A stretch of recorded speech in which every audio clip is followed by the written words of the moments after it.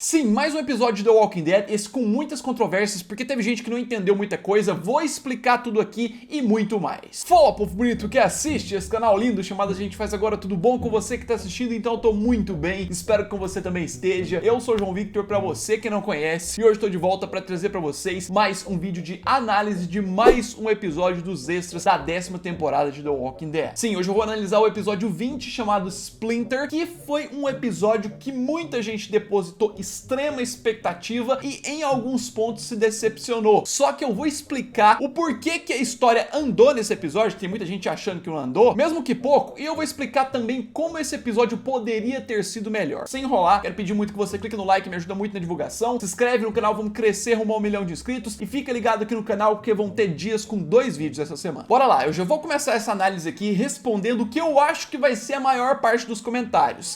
Episódio mais chato dos extras. A história não andou. E vamos lá, primeiro, pra mim não foi o episódio mais chato dos extras, foi o melhor dos extras até agora, mesmo tendo um ponto grande negativo que eu também vou falar, que fez a galera achar que é chato. O fato da maior parte do episódio se passar dentro de um vagão só focado na princesa. E teria como eles fazer o episódio ser muito mais agradável desse jeito ainda. Eu vou explicar um pouco mais depois, só que sobre a questão do episódio não andar, ele anda sim, mesmo que pouco. Eu sei que a maior parte das pessoas, inclusive eu, tava esperando a história andar bem mais, mas mesmo assim, andar a história não significa os personagens andar de um local pro outro. Isso porque de cara a gente já tem uma abertura que eu já analisei parte dela aqui, que dá a continuação direta do episódio 16. Só o fato de pegarem eles de forma agressiva, nocautearem o Mico e colocarem ele nos vagões, já é a história começando a andar. E no meio disso, o interessante é que a gente tem a exploração dos soldados de uma forma que eu falei muito diferente dos quadrinhos, porque aqui eles são muito mais agressivos. E algo que eu preciso falar também, que muita gente comentou, é o clima que é gerado pelo fato deles estarem presos em vagões de trem, que é muito referência ao Terminus, né? Eles estão presos num vagão pelo desconhecido e da última vez que isso aconteceu, era pra eles morrerem de uma forma bem pesada. Eu preciso ressaltar, por mais que esses soldados e a galera aí é tudo baseado nos quadrinhos, a gente realmente ainda não sabe se vai ser idêntico aos quadrinhos. Pode ser que eles sejam realmente muito mais hostis e façam coisas piores com eles lá na comunidade. É claro que a gente vai pro foco da princesa, quem manda no episódio, né? Que por mais que em alguns pontos da história ficou extremamente chato, não podemos negar que a atuação da Paola Lázaro ali foi esplêndida, foi muito bem. Principalmente de forma inicial, ela enfrentando os traumas ali e utilizando suas técnicas que ela usava no passado por causa dos traumas aí de mais nova. A primeira é contar aí os números até 5, depois é falar as capitais, que já é uma referência muito direta aos quadrinhos também. E é claro que partindo desse momento dela, a gente tem um contato com a Yumiko, que apesar da gente não ver ela, a gente fica muito curioso, porque mesmo que ela tá em pé lá na cena final, não sabemos qual que realmente foi a gravidade do ferimento dela. Tipo, como que ela vai chegar lá na comunidade, eles vão passar um ar de que é um local legal, assim como nos quadrinhos, sendo que ela foi gravemente ferida na cabeça. É isso que fica a minha dúvida. Só que mesmo assim, ainda falando da Yumiko, na cena lá que a gente só ouve a voz dela, dá pra perceber que ela tá em um momento de conformismo, ela tá simplesmente aceitando a situação, e é aí que a gente chega no ponto das revelações do passado da princesa, que é o ponto que eu preciso falar minha crítica. Esse poderia ter sido um ponto pra tornar o episódio muito melhor, justamente porque ao invés dele só deixar o foco na cara da princesa, ela contando as coisas, a gente só tentando imaginar, eles poderiam ter tacado a Paola lá no estúdio com a roupa diferente, arrumado 2 atores não tão relevantes e feito algumas cenas do passado dela, ou feito uma cena dela no armário antigamente, feito a cena do padrasto dela sendo bruto com ela, batendo na cara, geraria muito mais impacto e nem precisava ser grande, poderia ser pequenininha. Então eu achei o episódio meio preguiçoso neste sentido. Uma outra coisa também que eu preciso dar um adendo é que é muito sugestivo os soldados simplesmente jogarem a princesa num vagão que parece que eles nem conferiram que tem um buraco ali pra ela sair. É muito sugestivo ter um buraco lá e ninguém ter percebido. Só se na verdade todo aquele teatro que eles fizeram no final, eles estavam fazendo desde o início. Eles queriam realmente que ela fugisse. Esse era um teste, é uma prova que eles estão fazendo. Pode ser que mais pra frente justifiquem assim também, nada impede. E assim, indo pro outro lado, pro outro personagem, no caso o Eugene, que também tem uma aparição meio tímida, ele também é outro que, assim como a Yumiko, ainda acredita na ideia de respeitar eles, de aceitar o que eles estão passando, porque basicamente deve ser um teste. E pelo lado dele já dá pra entender o porquê que ele acredita, porque pelo tempo que ele ficou semanas lá conversando com a Stephanie pelo rádio, o relacionamento que ele criou já foi o suficiente pra ele passar a entender que esse pessoal tem um lado bom. E assim, indo pra um outro momento do episódio, quando levam a princesa pro interrogatório, interrogatório, ali a gente consegue ver mais métodos da comunidade, aprender mais sobre eles. Por isso que é outro ponto que faz a história andar. Eles não estão indo pra comunidade, mas a gente está descobrindo o que vem por aí aos poucos. E dá pra ver a cautela deles com os sobreviventes pelo simples fato de mandarem a princesa tirar a roupa pra fazer uma varredura no corpo dela, que é algo que, se você for pensar, é muito mais rápido e objetivo. Você analisar você mesmo, a pessoa, do que simplesmente você confiar. Ah, você foi mordido ou não? Isso mostra a intenção que eles têm de levar a princesa pra lá com o grupo e o quanto eles prezam pela segurança de lá. Porque, como o próprio soldado fala, eles têm muito a perder. E é claro, né, um outro ponto que eu já tinha falado, que é diferente dos quadrinhos, é que a entrevista ali direta com a princesa é feita direta por um soldado que a gente nem sabe quem que é. Nesse momento, lá dos quadrinhos, já seria o Lance, que é o vice-governador da comunidade. Só que ali a gente tem algumas revelações, como por exemplo, a idade aproximada da princesa, 28, 29 anos, da onde ela realmente veio, que é Pittsburgh, que dos quadrinhos dava pra saber que é isso, só que na série ela não tinha comentado isso. Só que é aí que esta cena também dá uma pitada do quão mais agressivo esse grupo é na série, porque o cara bate na princesa também, eles não têm dó. Mesmo sendo um grupo muito cauteloso e tudo mais, tem um nível de perversidade ali e hostilidade por trás. Tem alguma coisa muito diferente dos quadrinhos que a gente vai descobrir depois. Já fica o aviso, então aguarda. É claro, a princesa volta pro vagão e a gente tem um dos pontos mais confusos do episódio, só que foi um dos que mais desenvolveu também. Porque, primeiramente, de forma explicada, o momento do Ezequiel entrando pelo teto do vagão, eu já tinha deixado bem claro aqui, é alucinação. A partir dali começa a viagem. Só que, ao mesmo tempo que ela tá tendo essa alucinação, o que o Ezequiel faz na alucinação é o que a princesa está fazendo na vida real. Não entendeu? Presta atenção que eu vou explicar. Tipo, todo aquele momento que o Ezequiel entra no vagão, tá conversando com ela e tudo mais, é coisa da cabeça dela, só que revela um pouco da personalidade. Dá pra ver que a partir dali ela tá muito dividida. Ela não sabe se compensa ela fugir ou se compensa ela ficar pra ajudar. E os pontos que a princesa tem dentro da mente dela vão sendo revelados. Um outro que eu preciso falar é talvez uma quedinha que ela pode ter pelo Ezequiel, porque o momento carinhoso que ele tem com ela, falando que vai cuidar dela e tudo mais, é realmente uma alucinação, e isso estar na cabeça dela significa que ela pensa algumas coisas assim. Só que aí que chegamos no momento que a situação fica doida, né? Porque o soldado entra e o Ezequiel desce-lhe o socão na cara, um direto que nocauteia. E isso eu agradeci depois, ainda bem que isso era alucinação, ainda bem que não foi exatamente isso que aconteceu, porque não ia fazer o mínimo sentido o Ezequiel com um simples soco num cara de capacete. Supõe-se que esse capacete é muito resistente, o simples soco nocauteou o cara. E tipo, durante esse momento que a princesa tava imaginando isso, era ela que estava nocauteando o soldado, só que a gente não sabe como ela nocauteou e não vai ficar claro. E é claro, voltando pros pontos de alucinação, a gente tem revelações que o episódio passa pra gente sobre a comunidade. Temos frases ali que o soldado fala, como por exemplo, para benefício de todos e por todos que buscam conforto em nossos portões. E também quando ele fala que tem papeladas pra assinar, isso tipo revela um lado de burocracia que a comunidade tem. E assim, à medida que essa cena foi andando, o soldado foi aparentando, né, a pessoa boa, que na verdade só tá seguindo ordens, só que também a gente foi vendo que era tudo um teatro. Se você não entendeu esse ponto, eu também vou explicar. Depois que o soldado fala ali, o Ezequiel surta, fica muito louco e começa a espancar ele demais. Arrebenta o cara. E tipo, quando eu vi aquilo, eu já fiquei extremamente assustado e fiquei animado, porque eu queria muito que aquilo fosse real. Faz muito tempo que a gente não vê um personagem surtando assim e fazendo algo diferente do habitual. Eu achei muito massa aquela cena. E o entendimento que a gente tem dessa cena é, primeiro, o desequilíbrio da personagem, e também dá a entender que ela é uma personagem forte, porque ela derrubou e arrebentou um soldado sozinha, porque nas cenas da atualidade dá pra ver que realmente o soldado tá sangrando. Então ele não apanhou do Ezequiel, mas apanhou da princesa. Só que é claro que tem um ponto ruim nisso aí que eu preciso falar, porque eu só tô precisando explicar aqui em vários detalhes, porque eu sei que muita gente não vai entender, porque o episódio não deixou claro o que é alucinação e o que não é. Aí eu vou falar outro ponto nos mínimos detalhes. Ezequiel entrando no vagão e batendo no soldado é alucinação, e aí depois disso ela volta ao normal. Quando ela sai do vagão com o soldado machucado e tenta meio que fugir, já é vida real. Só que aí depois, quando ela chega no portão, é outra alucinação. O Ezequiel do lado do zumbi não faz o mínimo sentido. Aquilo ali na vida real, ela tava do lado do portão, provavelmente conversando sozinha, não tinha ninguém lá. E é claro, essa cena deixa mais evidente aquilo que eu falei, que de um lado tem alguém ali, uma voz falando com ela, ah, foge, larga esse pessoal, e do outro, não, ajuda o pessoal. Aí assim, a partir daí ela volta pro vagão, encontra o soldado lá ainda, isso aí volta tudo a ser realidade, e eu quero explicar que neste momento que ela deixou o soldado amarrado dentro do vagão, deve ter sido o momento que eles começaram o teatrinho, porque como eles não conseguiram extrair nenhuma informação dela antes, o soldado, quando ela saiu, muito provavelmente chamou os outros, avisou que ia continuar lá para eles ficarem preparados. E aí que acontece tudo aquilo que a gente viu como cena final. Ele se mostra a pessoa boa, meio que sensibiliza a princesa a entender isso e entregar a arma para ele. E quando isso acontece, a gente tem um encerramento bem aterrorizante, que na verdade era tudo uma enganação. Ela vê os três ali enfileirados com sacos pretos na cabeça. Ela também termina com a cabeça sendo tampada com um saco preto. E essa cena obviamente dá mais um ar mais intenso de que não são confiáveis e que muito provavelmente os quatro ali, Eugene, Princesa, Ezequiel e o Mico, estão lascados. E aí quem não entende me pergunta, o que é que vai acontecer a partir desse momento? Eles estão com a cabeça tampada como uma forma dos soldados serem bem cautelosos para não mostrar o caminho para eles até a comunidade, e aí quando tirarem isso da cabeça, eles já vão estar lá dentro. Só que aí que tá algo que eu gostei desse final. Eu não sei como que alguém pode ter detestado esse final e ter falado que foi pior do que os outros todos, porque pelo menos esse final com esse ar de desespero foi bem feito. Se a gente, por exemplo, não soubesse que o que tá vindo por aí é Commonwealth, a comunidade gigante de 50 mil pessoas, nesse momento aí eu tenho certeza que a maioria aí já ia estar muito preocupado, teorizando um monte de coisa, de tipo términos, nossa, eles vão chegar lá, eles vão morrer. Na verdade, na última temporada, então eles vão ser reféns desse pessoal aí, Daryl, Meg e tudo mais, vai ter que juntar pra tentar salvar eles. Se ninguém soubesse de Commonwealth, certeza que já ia ter um monte de gente muito louca e já ia ter um monte de teoria nesse sentido. Então, justamente por isso, eu tenho que chegar na minha nota. A minha pra esse episódio vai ser igual a dos dois últimos, 8.5. Alguns podem achar que foi um pouco alta demais, mas eu tinha uma expectativa de que seria uma nota muito maior. Então, eu justamente estou abaixando pelos pontos errados que eu falei aí. Eu acho que esse episódio cumpriu pelo menos com um pouco do que estava sendo esperado dele. Eu não estava esperando aparecer comunidade no episódio, não estava esperando ele sair nem daquela região de vagões de trem. Algo que, inclusive, eu falei num dos meus vídeos de quarta ou quinta-feira, antes do episódio sair. Muita gente que vai ficar revoltada com esse episódio é porque fica criando expectativa demais aonde não deve. Eu já falei várias vezes. E é isso, né? Eu já quero deixar aqui avisado que vai ter teaser da última temporada que eu vou analisar aqui, trailer do próximo episódio, então fica ligado. Quero pedir muito que você clique no like, me ajuda muito na divulgação, se inscreve no canal, vamos crescer muito com isso aqui. E eu quero compartilhar minhas redes sociais, segue aí, tá aí embaixo pra você não perder nada sobre o canal, eu sempre posto lá. No mais então, é isso aí, um abraço,